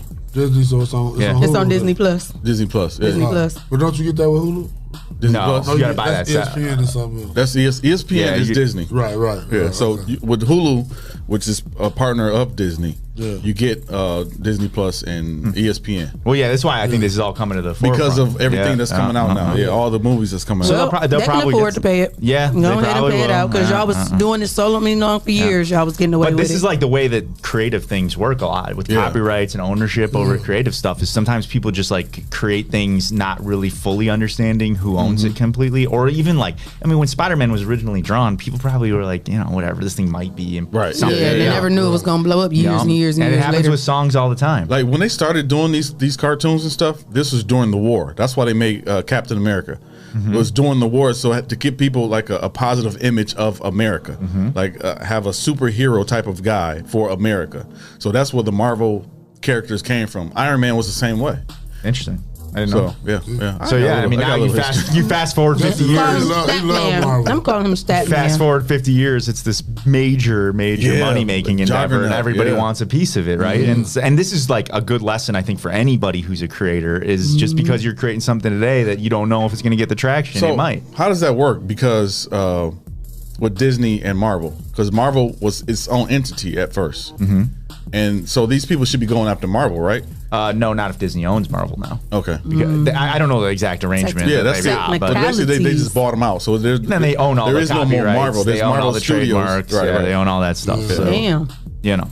That's Disney got to give. They got to go back and Disney look at got man, it. they paperwork just messed us up. They got it. Well, yeah, and I think that happens with a lot of people, especially like up and coming musicians that don't know any better, and they just want to go create, And a lot of times musicians can be naive. They think like, I'm just doing this for love. I love the craft. Like it's just the way my expression. That's a problem. Yeah. Yeah. So I will be the first to say, because like I do both sides of this, right? Like my creative company is right half media, the right half of my brain, right? And that's what it's and the left half is the more analytical lawyer side of things. And I will tell you that nothing stifles creativity more than having to deal with the left's half of that, the contracts, side, the corporate interests, the money side of it. It's. So you don't think Disney thought about this before buying Marvel? I think Disney owns Marvel, but before they bought it, they didn't see. Oh, I'm sure they did, but this all happened in like the 50s, Yeah, 60s. they didn't know how big it was didn't gonna be. come up till the illustrator died in like the 80s. Yeah, I was about to say, it's not even the person who actually did it. It's their estate. Oh, so it's probably their grandkids or something. Yeah. Saying like my grandpa created Spider-Man. Give us, we want Spider-Man back. We want some money. Yeah. I mean, really, they were saying we want Spider-Man. We want to control it as best we can. And they're making so much money off of these characters, right? And that also goes to show that like when the United States Supreme Court considers something that they might go against a big interest like Disney will usually feel the pressure and just say, you know what, I'm done. I'm folding. Here's 20 grand or 20 million. Here's 10 million. Like you said, that's why I said they got it. They've been filed. Did you say it just happened to come across? Well, they just did it again with these new characters. So you would think that they're just going to do the same thing again, but it really robs the fun out of creativity. I think when you start getting into this stuff. Yeah. When you start falling out about money, it ruins everything anyway. You don't want to. If you're a musician that does it for the craft, and this type of thing happens, that'll make it so you never want to create a thing again. You're right. Yeah. So I think a lot of times musicians, creators need to think to themselves, if I get this done right the first time with the contracts and I kind of go through this annoying part up front, it's going to save me a lot of trouble later. And I might, I might still enjoy it when it's all said and done, even though I might hate it up front, So. And we have a lot of people come on here, like a lot of music producers and stuff. Yep. And I always tell people, get your paperwork all the way right. Yep. That's right. And know what you're signing. Know what you're signing away, and it's certainly when you're taking advances from people, understand why you're taking that advance and what they're what are they gonna expect in return. A lot of times people are hungry and they say, okay, you want to give me 100 grand, you want to give me 50 grand, you want to give me 10 grand. What are the strings that are attached to that advance? Yeah, read that paperwork in that fine print. And even if you read it, sometimes you still don't understand. Right. That's why you got to contact Dennis. Sometimes when I read it, I got to read it 2 or 3 times to understand it. Well, you always bring the heat with the topics, Dennis. Sorry for the dark ones. It's cool. You're just doing your job, reporting the news. They got depressed with that like that. They were going to blow us up. Trying to get us. Well, thank you for those topics, Dennis. Yeah, always a good Wednesday with you. Got it. So we got guests coming up. We're gonna take a quick break. Shout out to our sponsors, Hot Box, Mud City Entertainment, Greater New Psalmist Church, Amen, J. Russ Jennings, Sasha Denise, Sasha, Umadop, Lucas County, Freedom, Legendary Carpet Care, you got to change that. Legendary Carpet Care. I'm not. Hey now. Kendall Harvey. Yep. The Social Butterfly. Hey, Miss Carter. Oh, Henry's Kitchen on Wheels. Rolling. Details by Sino. That's Splat. Arc Construction and Restoration. Restore. And Witness Riches Forever. Money. If you would like to become a sponsor of the Rise and Grind Morning Show, send your info to Rise and Grind at the419grind.com. You can become a sponsor of our show. Why you don't like freedom? Free your mind. Let's do something else. I don't know. Like what? I don't know. So you don't even know. I don't know. Give me a better suggestion. We'll talk about it after the show. We'll be right back. All right. Rare Breed Lifestyle presents all R&B all night. Strictly R&B. Sunday, November 7th, 2021 at the Glass City Pavilion, 983 Front Street. DJ Lightning Rod and Wall Music provides strictly R&B all night long. This is a BYOB event and the kitchen will be open all night. This is a grown and sexy event. No hoodies, no sweats, dressed to impress. Rated M for mature. Early bird tickets only $35. $35? That's it? For more information and to reserve tables, call 419-407-6913.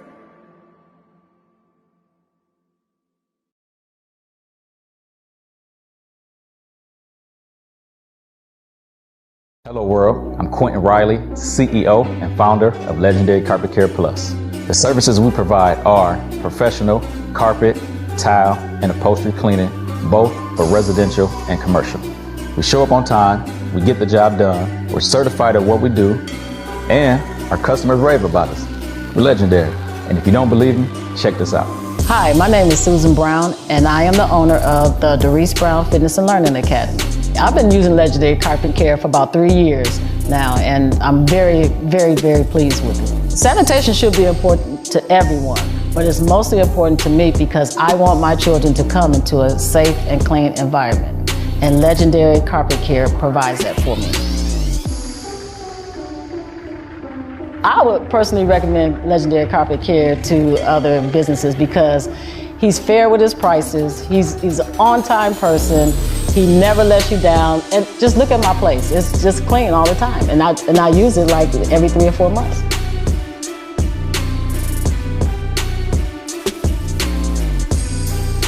If you're interested in getting your home or business sanitized, visit our website at legendarycarpetcare.com or click the link associated to this video. We look forward to serving you.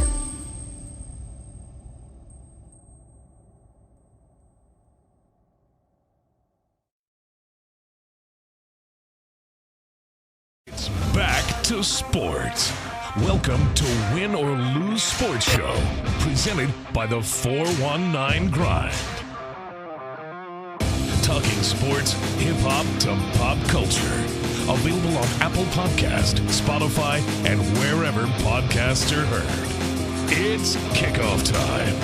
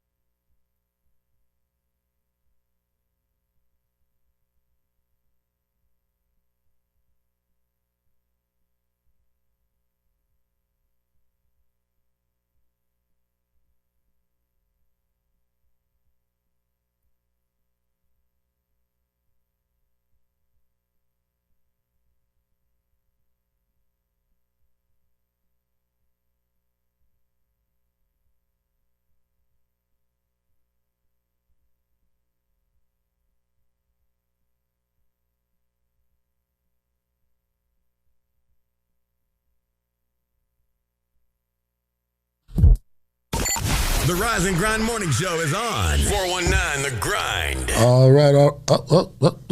I'm back. Okay. All right. We're back. Welcome back to the Rise and Grind Morning Show with J. Cool, Shae, and Clyde Green. Shae had to dip out, take a little ace of school. So just me and J. Cool and our guest today, Mr. Derick Gant. How you doing today, Mr. Gant? How you feeling? Hey, man, I'm good. Yeah? I'm great. Good to be here. Have a good day today? Hey, amazing. I already been to Metro, dropped my sister off at the airport, got a workout in, and I'm here with you guys. Yeah, all right. That sounds like a busy morning already. So tell us a little bit about yourself. Let me get a little background on you, where you from, history, all that. Well, I am born and bred Toledo, Ohio. Grew up on Prospect and Forest. Okay. Hey, exactly. I grew up right, man. I went to St. Francis and played on the state championship football, basketball teams with the great Todd Mitchell, Sean Reed, Pat Delaney, all the fellas. Okay. Yeah, man. Yeah, I know all about working it out on Wednesday. Yes, sir. And so, what is your title? You're a financial analyst, or? I am a financial advisor. Advisor? I help people that have money make more money. Yeah. Yeah. Actually, we have a few companies. We also have a company that helps people get out of debt. Right. You know, there's so many people in debt, especially after last year before. 07, 08 crash, people are losing their houses. So we started a company back then to help people that didn't have money figure out how to get some money. And then we also have an investment company where, you know, people retired a couple $1 million and we make sure they never run out of money. Right. Wow. How did you get into this field? Man, I took the first job I could get out of college, right? And I worked for Elder Beerman. Oh, okay. Okay, I'm a cat that don't like to shop, right? When I shop, I call them and say, "Do you have this?" Put it on the side, and I'll pick it up. I'm the same way. So I was an Elder Beerman, man, and they made me go through doing. I was a store manager, and you had to go through doing inventory. Counting everything in the store. Wow. And so I figured out I wasn't a math guy, but I was always a money guy. So I figured out that being a manager, like a salaried manager, working during the holidays, I was making less than the people that I was managing. Wow. Right? Because you working 12 to 12. You on salary working 12 to 12. They was back to slavery days. I'm like, this don't work. So to answer your question, our family had a family friend and mentor to me, Chet Trail. He used to play baseball for the Yankees for a second. Went to Libby. There. I wasn't even for the Yankees. And he was balling, man. He was at my house almost every other day having lunch with my mom or my parent. I'm like, I want to do what you do, because I'll never see you working. Right. And he did insurance, but he did insurance for a big company. So I ended up saying, this is crazy. I want to work with some money.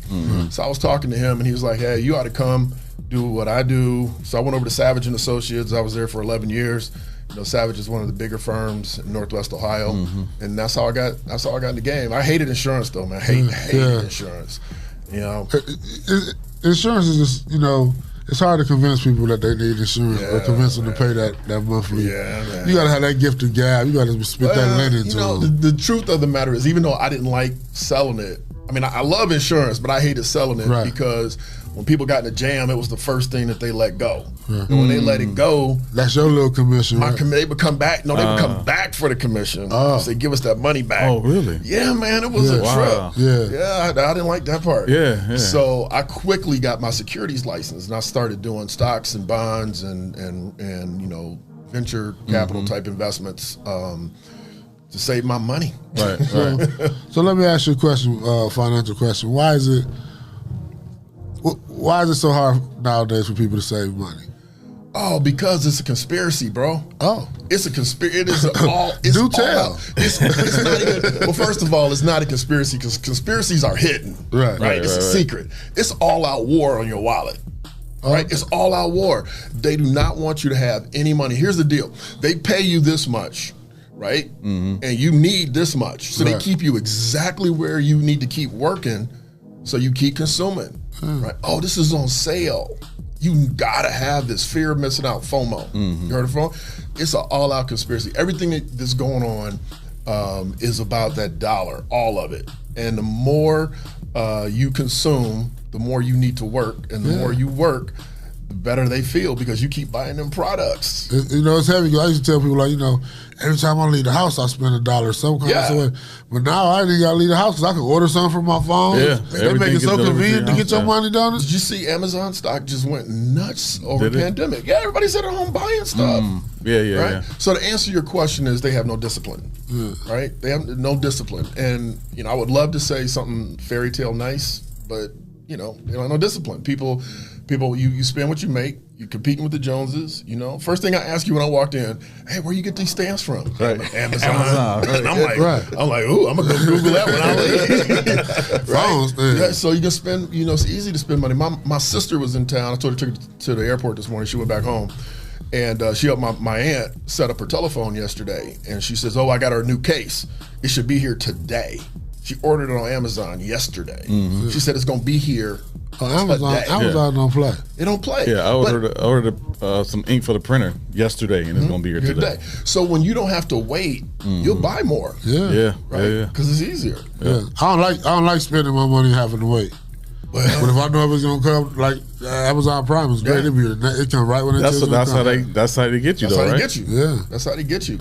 And free shipping. Oh my God, I'm saving money. Mm-hmm. No, you're spending money. No, it's on sale. No, you're still spending money. Right. Yeah. So what are some proper techniques to saving money? Like one of mine is I try not to save more than I try to save to where I'm gonna go back into it. Like if I only can save $10 this week, and I know I'm not gonna touch that $10, I try to stick to something like that. But what are some proper techniques you have for people? So the truth of the matter is that saving money is a mindset. It's the same mindset you use for your fitness. It's the same mindset you use for your mental state for your prayer life, for anything you do. You got to be mentally tough. Yeah. So what I'm saying to you is that a technique for saving money is to say, this is the life that I want to live. Okay, I wrote a book called the 24K Life Code. Okay, so it's a code. You have to have a code. Right? You have to have your own personal. They got a code for you. Give me your money. You got to have a code. I'm keeping my money, so I don't have to go to work for you, and I don't have to wait until I'm 65 to stop working for you. I can agree with that because sometimes that little stash be talking to you like, come on over, get a couple dollars. I got a stash in my safe at home. And I got a gun at home too, so. All right, don't try nothing. If the camera don't show you pretty big, so he might not have that gun, he might just hit you with one. So I got a stash at home. You got several accounts. So here's I'm gonna tell you what people pay me thousands of dollars for. Okay, as a money coach, you need an account for everything that you have set as a goal. So if you want to buy a house, you need a savings account that says "My New House." Right? If you go on vacation to Aruba, you need to have an account that says Aruba trip. So it's a psychological game. So when you go to that stash be talking to you, it's got a name. So you getting ready to say, I'm getting ready to blow up my Aruba account, and your girl's looking at you like, oh, we not going? Because you're taking the money. You're taking money out the Aruba account, so we not going. Right? You got to have a Christmas account. Now, that's the one everybody knows about. So when you get ready to go do something, I'm going to blow Christmas up. I'm going to tear Christmas a new, okay? So when you do that, you have to make a psychological decision what you're getting ready to mess up. You're getting ready to mess up. Right? So you say, I want a new house. Well, we're going to spend that money to do X, Y, Z. You're going to a concert in Chicago because it's the last time Prince is going to perform. Right? And I use that as an example because I actually had that as an example of one of my clients. So you're going to go blow that account up. You're going to take $1,000 out of the account. So then you got to do the math. All right, so no longer can we buy the house in April. That house is now, the purchase of that house is now pushed back to July. Because it took me 3 months to save that $1,000. It's going to take you that much more time to save the money. And every time you take money out, it's going to push it back. So now you're saying, I don't want the house. Wow. That's playing a psychological game with yourself. It's a psychological warfare, man. Yeah. Some people need that, though. I know. No. 85% of the population doesn't have $500 anywhere. Oh, wow. 85% of the population doesn't have $500 anywhere except for their next check. Man. Wow. Right? You remember when... I'm telling people my business. 85% is a high number, right? Yeah, it is. I sure got do you remember when they cut the funding and Trump was like, everybody was broke and they were like, well, look, just go to the grocery store and tell them to give you some groceries. Who said that? The senator said that. Oh, right? Wow. And they were like, well, I don't understand. Well, just go get it on credit. And it was like, wait a minute, bro. I don't know what store you go to. Right. But no store is just going to give you money or give you food at all, right? And so the problem is that there's a distinct separation in understanding what it takes for real people to do what they need to do, and the people that have all the power and all the money. Right. There's no connection. How do you get people to change their mindset when it comes to saving? I don't work with anybody. I got to change their mindset. Okay. If you come I'm talking about me. Right. So if you come, and then let me be clear. I'm gonna answer your question. Right. You can't until they're ready. It's like a alcoholic. Until you say, I'm Derick and I'm an alcoholic. Right. And I want to get help. I can't help you. Right. So when people are ready and they're sick and tired, you guys been to church. You sick and tired of being sick and tired, then you're gonna do something. Those are the only people I work with, man. People come in and say, I really got this money problem, and they told me you the dude to help me, and I'm like, okay, great, let's get on a Zoom call, see what's going on, and then they don't show up for the Zoom call. Next, they go, I had a problem. No, I mean, cause I've done it, done that a couple times. It's scary getting ready to let somebody start telling you how to handle your money. Like, dude, you gonna tell me to do my little couple dollars, man? Well, just like Jason White was here a few months ago, before he passed away. He was saying that he did money management for people. And he would have to give them their allowance. Give them their allowance every week. He worked for me. Oh, did he? Okay. Yeah, I taught him that system, and but he did a great job. And he breached off and did credit, which is amazing. But the problem with fixing your credit is that you need money. Yes. Right? Because you need money to pay the bills. Right. You can send a letter saying that wasn't me. I love the Allen North rule. It wasn't me. We got your video. It wasn't me. That ain't my debt. I don't know who charged that card. But eventually, you need cash. So you need a money management system, and that's what we do. We give people an actual system other than whoever's calling, telling you they're gonna cut your shit off. Right. That's not a system. No. So we give them a real system. But yeah, absolutely, man. We what a caller. We teach people how to fix their money problems by giving them a money system. We do have some clients that we pay their bills, and we do their savings. But here's the thing. What society tells you, and you got to think about it, this is part of conspiracy and the warfare. They tell you, if you're not a man, if somebody else has got to tell you how to manage your money. But when you look at, what was the guy's name that ran for president? It starts with an R.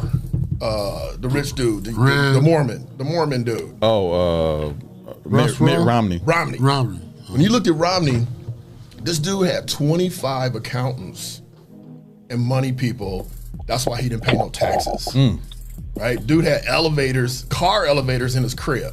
So what happens is the rich people got all kind of people telling them what to do with their money, but the middle class and the poor people that say you're not a real man or real person. If somebody else has got to help you handle your stuff, and we fall right into it's a stigma. It's a stigma, right? It's guilt, it's pride. It's like no, you can't tell anybody you're in debt.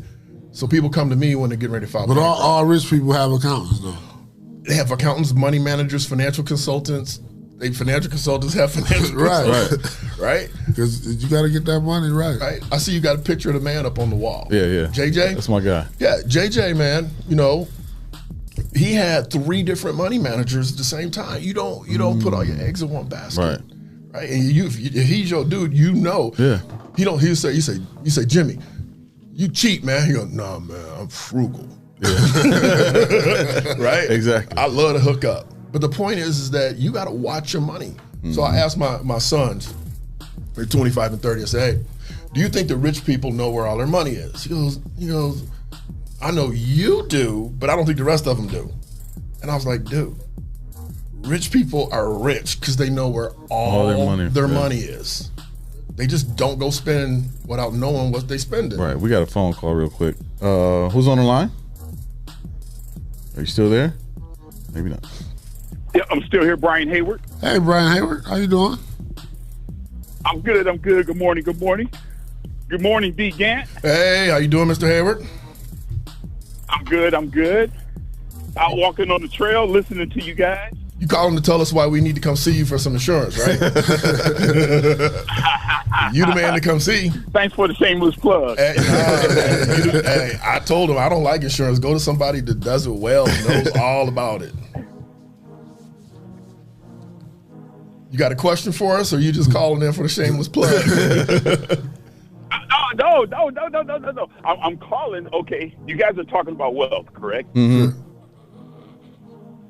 So, a lot of people, and it's funny. I just made a video. I haven't uploaded yet, and I talked about how are you invested and committed, or just invested? Because in life, you can take two people who create a baby, but one of them may not be committed to that baby. Uh-huh. In life, you have to be invested and committed to whatever your dream is. And some people invest time and are not committed to this true sacrifice of seeing it through. So I guess my question would be, what would you tell someone that's a new entrepreneur coming on the block and don't know exactly what to do as far as investing their time, their effort, and what do they have to sacrifice as far as commitment to make that dream come true? Excellent question, man. I love it. You know, most entrepreneurs look at their business like a hobby. Right. Right? Mm-hmm. It's a hobby. You go to work for somebody, you work 9 to 5, you break your back, you break your neck, you come home, you work a little more, you up at 3 o'clock worrying about something, report that you needed to do. But when it's your business, it's a hobby, right? And everybody treats you like it's a hobby. Hey, I need you to go do this because you ain't got a 9 to 5. Right. And people treat you like a hobby, and they treat you like you have a hobby because you treat it like you have a hobby. So my businesses are life and death. Right? People look at me and they say, I used to tell my kids Christmas time, day after Christmas, they say, I got to go to work. They're like, Dad, why you got to go to work? Nobody's working. I said, because my boss is a dick. They're like, Dad, I don't understand. I thought you were the boss. I'm like, I am. Right. And I got to go to work.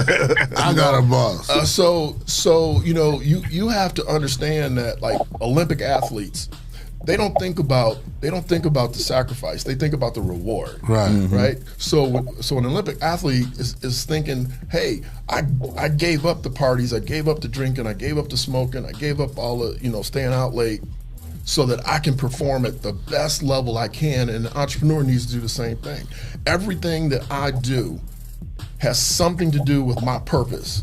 So if I'm on a board, it's something to do about kids or old people. Mm-hmm. If I'm doing a speaking engagement, it's about how to help people be financially free. Call myself Black Moses. Set my people free. Right. Yeah. But financially free. Mm-hmm. Right? I mean, you got to be financially free. So every one of us has this amazing gift, but it's sheltered, it's smothered by working. Yeah. Right? Because you're so busy trying to get through the hustle of what you have to do to eat that you can't you can't water it. You can't fertilize it.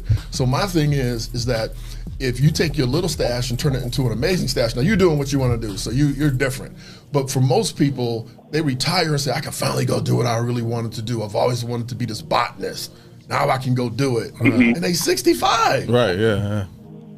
B, treat your business like you do when you went to work for the last 20 years at the other spot. Treat it like that, you'll be fine. Beast mode. Right. You know me, you got that t-shirt. I've added 20% to that.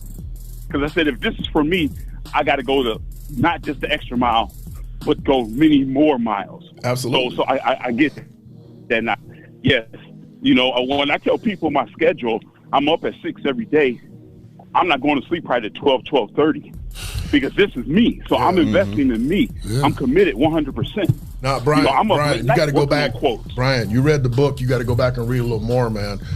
Don't break the machine.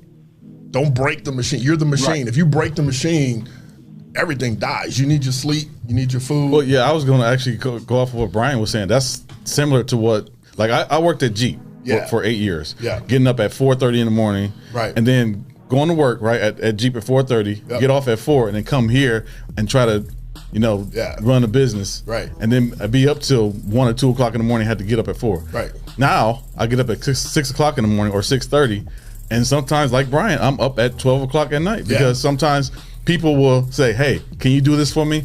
And I'm at home, still got my laptop, so I'm still going to do the work. So the deal is that if you break down, right? I actually God had to bitch slap me right? I got a blood clot in my lung, put me in the hospital for 7 days, and I couldn't do anything. So if you break the machine by not getting your rest, by not eating right, by not working out, if you break the machine, the money stops. Right. They gonna pay you forever. They give you short-term disability, but they gonna pay you forever. Right. Even if you're on your own, it really stops. So I'm not saying don't work to midnight. What I'm saying is that if you need to take a break like they do in Europe, take a nap from 4 to 6, and then come back to the game. If you're married with kids, you need to stop, be a good dad, be a good husband, and then come back to the game. But you got to figure out how to get it all in. I'm just telling you because I'm older than all y'all, right? So I'm telling you, I used to do that, and I used to be beating my chest. I used to beat my chest, right? Like, man, I operate off 4 hours of sleep. I still operate off 5-6 hours of sleep, but I thought it was great until I started doing some research, and we die first. People who don't sleep die first. I'm like, ooh. Yeah. I'm a little too vain. I don't want to die yet. Right. Let me get my rest. Get your rest. So, I still only get 5-6, but I will stop in the middle of the day, smell some flowers, go for a walk. And sometimes rest ain't always sleep. It's just stop. It's just stepping away. Like in the construction field, when I worked in the construction field, especially being on the road, away from your family and all this, sometimes you got to take that day, you got to take yourself out the game. And because you deal with all kinds of things, and then when you away from home and it's an issue and you can't reach out to deal with that issue, it can weigh heavy on you. That could be your life. You can injure yourself at work. You can break the machine. Here's the thing, Jacob. When you do that, are you operating at your best potential? No. You can't. So what I've learned is that if you want to put yourself, like I watch Jimmy and some of the other athletes, and we talk, and I ask him, but you've seen Michael Jordan special. He put himself in a zone. He did whatever it took. Oh, you don't like my mama. Right? Whatever it took to put himself in a zone to operate at a high level. Well, we're not in a sports game. So our game is when you're going to produce whatever you're producing, somebody says, hey, I want you to do something. Are you able to do your best when it's 11 o'clock at night? And, just being honest, I'm not saying you don't do good stuff. I'm just saying I know after 6:30, 7 o'clock at night, the quality of my work starts to I agree, and I have to go back and waste time. You said to go back and waste time. Correct. Call it what it is, right? So if you said, listen, instead of charging you $500 to do this, if you want me to do it, it's going to be $1,000. So you can take less jobs because you're buying time. That's right. Right? We had the conversation about that this morning and yesterday. Oh, really? Yeah. It's been times I've had to tell Jesse, dude, step away from the computer. You're not even doing nothing. So it's a teamwork too. Yeah. But it's knowing your worth and for a minute. Was he talking? Yeah. Hey Brian, we appreciate you calling. We ain't want to hold you up. Yeah, get your walk on, bro. But all right, y'all have a good day. Y'all be blessed. Thanks for calling, man. But the teamwork, you got to start knowing your worth. Yeah. And for a minute, we didn't appreciate the value of the worth. And I said, Jesse, look how people looking at us. Look at what's going on. We bigger than what we think we are. You know what I'm saying? So you got to step into that and then know your worth. And everybody ain't gonna want to give you your worth. And that's not a bad thing. But that's not your people. It's not. That's not what. We've learned over time to put the value that we are worth on what we do. Right. Because if we don't do it, they're not going to do it. There's no way. Yeah. Right. There's no way. Yeah. And we don't get paid from this. Right. We don't got a salary coming in. Nobody's writing us a check. So yeah, we create our own salaries. What we do is how we get paid. You know what I mean? Absolutely. Well, so you invited me. Right. I posted it. I sent out emails to my crew. I sent out text messages morning at 9 o'clock. Don't forget to show up. Right. Because I know as an entrepreneur what it takes. And the more eyes, the more ears, better life is. Exactly. Yeah. I don't think most people understand that. Some people, they got a hobby. Yeah, exactly. And then they get into business. Like a lot of people come to us, I want to do a podcast, and they think they're gonna get a podcast, and they think they're gonna get what we get from our podcast, from their podcast, because we helped them. And this is your job. This is your project. There's no overnight sensations. You got to put the work in. Yeah. You know, it's nice. Some people are more charismatic than others, so it comes a little easier. You know, but you got to put the work in. Definitely got to put the work in. I started 409 Grind back in 2012 as a blog site. Okay. Then I started listening to podcasts to say, okay, maybe this is something we can do. Right. So in 2018, I said, okay, let's start a podcast. So I was doing like small interviews with local people. Once we moved here, out of my office at home, we have to do something to make it work. To make this pay the bills. Right. Morning show, urban morning show in Toledo. Absolutely. Let's do that. Let's do it. I love it. I think it's great. I'm gonna tell you though, man. You need to get Will Lucas on your show. Man, I've been reaching out to Will since all right, so day one. Give him a second. Okay. Because he's finishing up Toll House. Right. Yeah. Okay. But after that, because he does the Black Tech Green Money podcast. Yes. Also, I'm subscribed. And he's right here local. Yeah. And he loves to help us. Right. So I'll put some put a little grease on the wheel a little bit later. Yeah. But after he he's got 18,000. I know, I see it, but I commend him for that because I seen where he came from. Yeah, we grew up with Will, so we all see, and it's good to see our brothers growing. What was his name? King? It was King something. It was King Butter. King Kaiser. Yeah, it was Butter at first, and then it went to King Kaiser. Man, you got great memory, man. Yeah, we'll get the King on the show for you. Yeah, let's figure out how to get him over here. Yeah, like I commend him with everything that he's doing with the Black Tech Green Money. With the Toll House, with the Creatio. Yeah. Everything that he's doing is phenomenal. I don't want to say that I kind of copy off of what, but I look at the formula that he uses, the blueprint, and I go off of that. Yeah. This is why I build and brand the way we brand this. Okay. Because I follow his format, his blueprint, and say this is how you build success in the urban community, because you don't just reach the urban community when you do it that way. Yeah, well, you guys are you'll be my guest over at Toll House. I'll have you over at Toll House. And you guys can dap him up and reminisce a little bit and get him on the show. Yeah. That'll be good. That'll be great. So how can people say, for instance, somebody say, okay, I need some financial. So here's the deal, right? So you guys asked me what people can do. So we host, my son and I, he's a real estate agent. We host a free 2-hour free. It's gonna cost you your time. It's 2 hours, but it is free. Okay, 2-hour workshop. We do it on Saturdays. So if you go to newdream.life. Newdream.life. And I call it the new dream because the old dream is dead. Yeah. You got to be. Yeah. So we teach people how to implement the money system that I was talking about. We teach people how to start putting in some of the habits and tools that they need. We talk to them about real estate because, again, over 80% of self-made millionaires, over 80% of self-made millionaires do so via real estate. Right, flipping houses. Well, not just flipping, but buying 4 units and 16 units and continuing to level up the real estate game. So my son teaches them about the real estate. I teach them about the money. They need the money to get the real estate, get the credit. And so we work and we do that every Saturday, or actually 2 Saturdays a month. So if they go to that and register for the event, it's 9 o'clock, 9 to 11. They can ask questions. We got a mobile app, Derick on Demand. Wow. You can download it.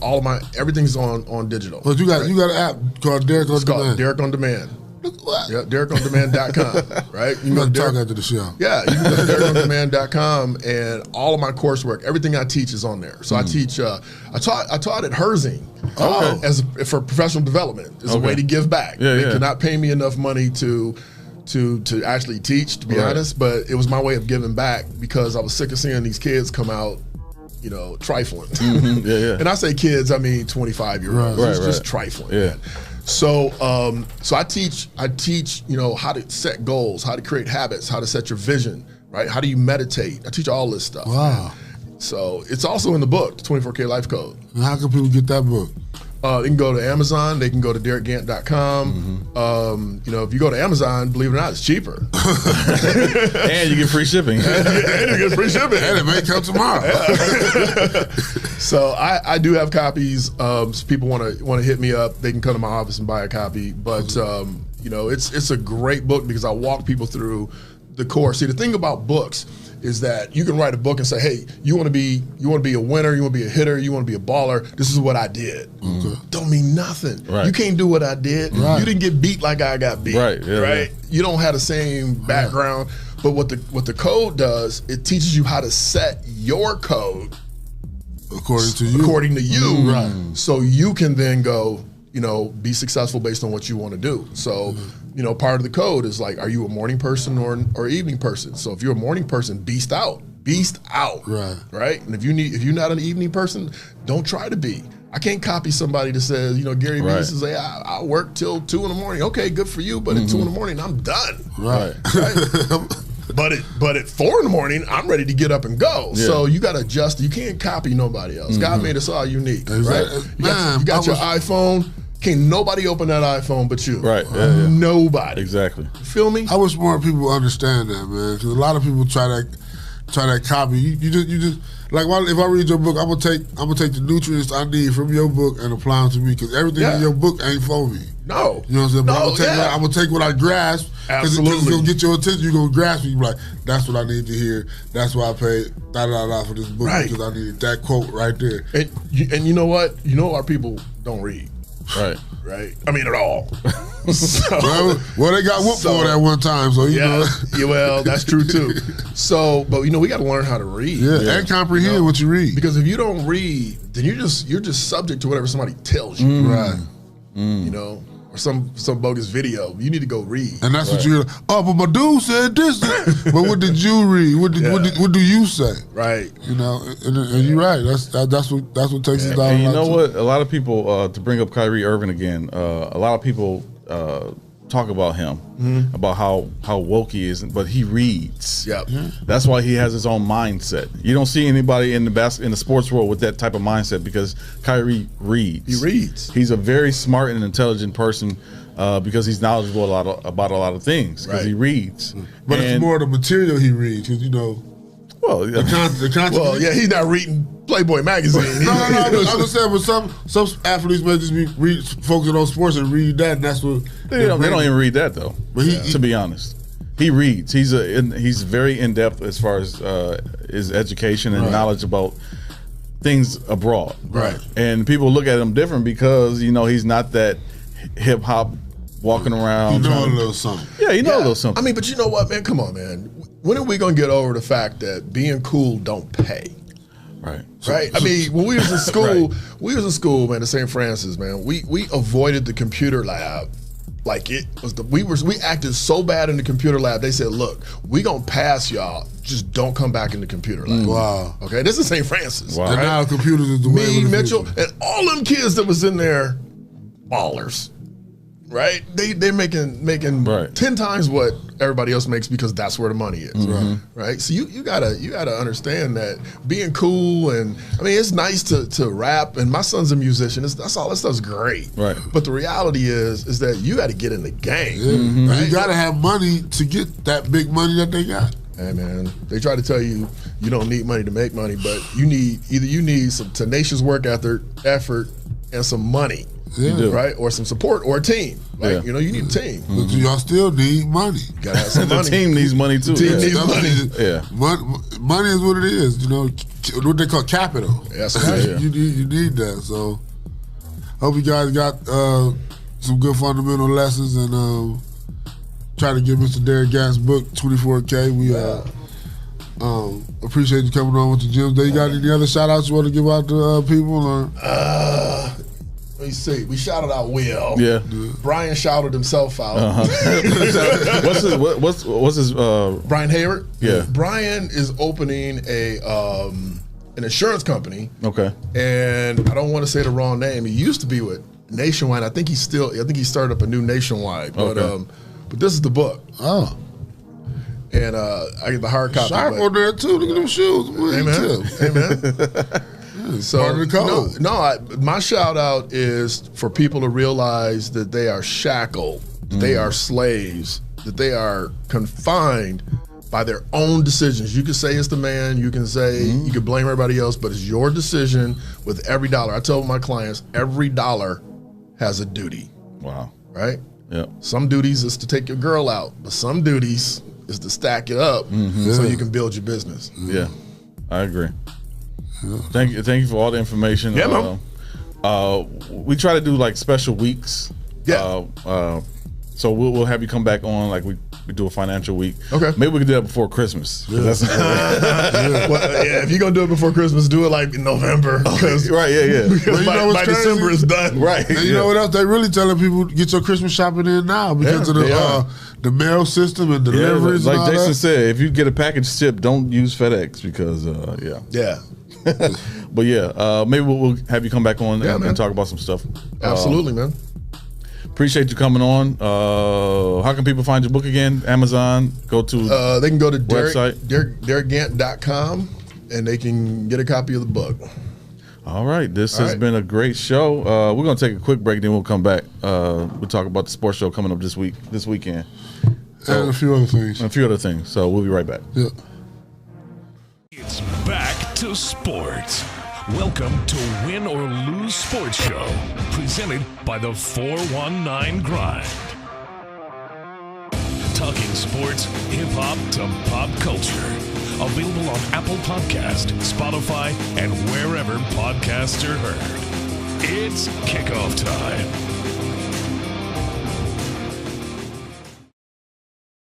Airbreed Lifestyle presents all R&B all night. Strictly R&B. Sunday, November 7th, 2021 at the Glass City Pavilion, 983 Front Street.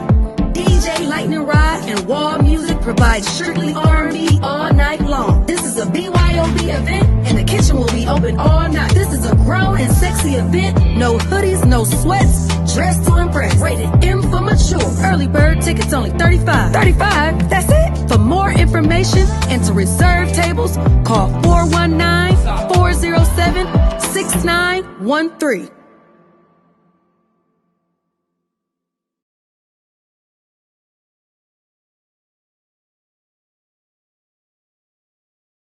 We got 50,000 people too. We got 100,000 people. So the question is, what do you need?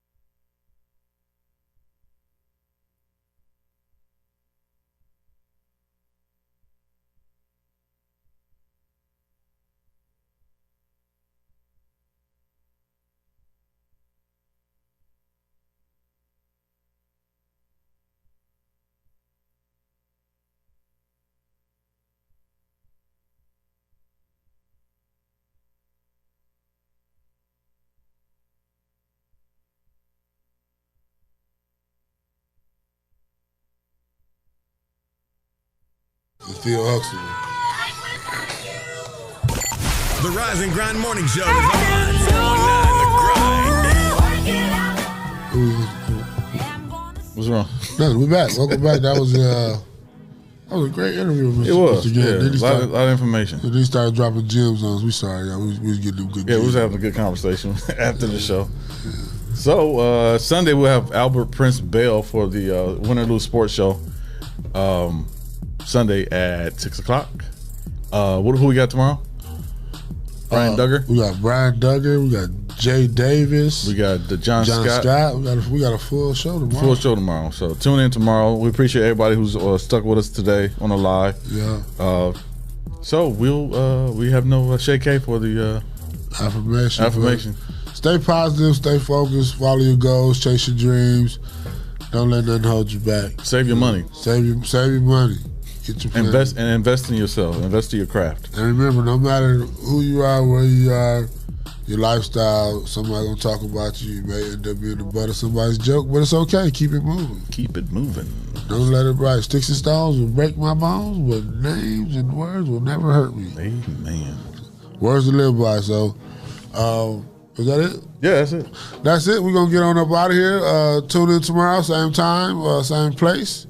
So shout out to our sponsors, Hot Box, Mud City Entertainment. Yep. Greater New Psalmist Church. Amen. J. Rush Jennings. Sasha Denise. Sasha. Yumadop Lucas County. Legendary Carpet Care. Kendall Harvey. Yes, sir. The Social Butterfly. Hey, Miss Carter. Oh, Henry's Kitchen on Wheels. Rolling. Details by Sino. Arc Construction and Restoration. Restore me. Yeah. And Witness Riches Forever. Money. If you would like to become a sponsor of the Rise and Grind Morning Show, send your info to Rise and Grind at the419grind.com and you can become a sponsor of our show. That's right. You want to be a guest, hit us up, info at the419grind.com. We'll get you booked. You want to send us a donation, $, the 419 grind at the cash app. We love donations. We appreciate all of the people who have been donating to us. You are not forgotten, and we appreciate all the love we get from the 419 and the Outer Limits. And until next time, we'll see y'all. Have a good day.